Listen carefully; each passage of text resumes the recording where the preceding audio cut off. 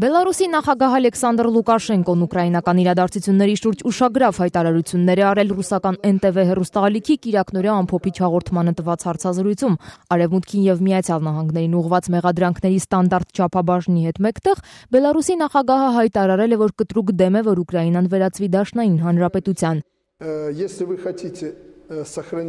Եթե դուք ցանկանում եք պահպանել Ուկրաինան որպես միասնական, ամբողջական եւ մոնոլիտ պետություն, իսկ ես շատ եմ ցանկանում, որ հենց այդպես էլ լինի, ապա ֆեդերալիզացիա պետք չի անցկացնել, քանի որ վաղը դա կհանգեցնի Ուկրաինայի մասնատմանը։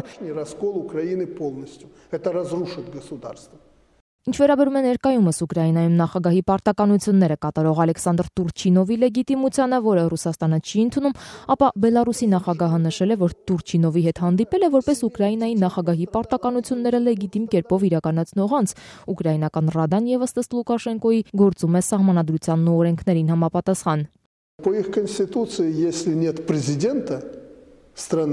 Իրենց սահմանադրության համաձայն, եթե չկա նախագահ, ապա նրա պարտականությունները կատարում է Գերագույն Ռադայի նախագահը։ Այդպես էլ եղել է, ես կարծում եմ, որ նրանց երկրում նախագահ չկա, երբ Յանուկովիչը հեռացավ երկրից, եւ դրանից հետո ուժի մեջ են սահմանադրության այն հոդվածները, որոնց համաձայն այդ պաշտոնը տրվում է Տուրչինովին, եւ այդ պատճառով ինձ համար նա բացարձակ լեգիտիմ է եւ Գերագույն Ռադան եւս բացարձակ լեգիտիմ է։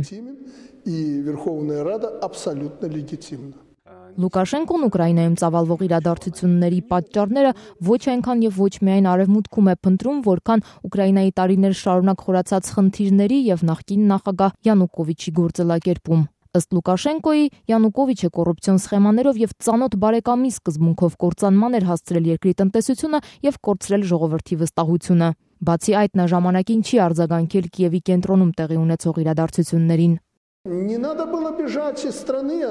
Պետք չէր փախչել երկրից, այլ պետք էր իշխանությունը օգտագործել, հայտարարել է Լուկաշենկոն, հակադարձելով լրագրողի կողմից մեջբերած Յանուկովիչի փաստարկներին, թե ինքը չի գործել, քանի որ չէր ցանկանում արյուն թափել, Լուկաշենկոն բավական զգացմունքային է արձագանքել, շեշտելով, որ այնուամենայնիվ 100-ից ավելի մարդու արյուն թափվել է, իսկ հա Յանուկովիչը տեսեք մաքուր է եւ անմեղ։ Այդ արդարացումները պարզապես զազրախոսություն են, հայտարարել է Լուկաշենկոն։ Принципиально разобраться, потом можно увидеть.